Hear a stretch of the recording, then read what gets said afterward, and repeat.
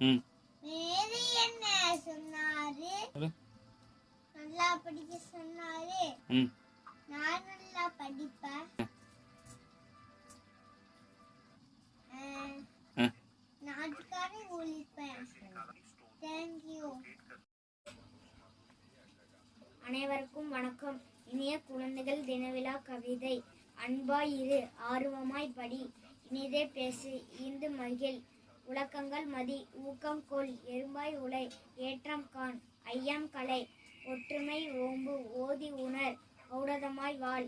அனைவருக்கும் இனிய குழந்தைகள் தினவிழா நல்வாழ்த்துக்கள். நன்றி. அனைவருக்கும் வணக்கம். இனிய குழந்தைகள் தினவிழா கவிதை.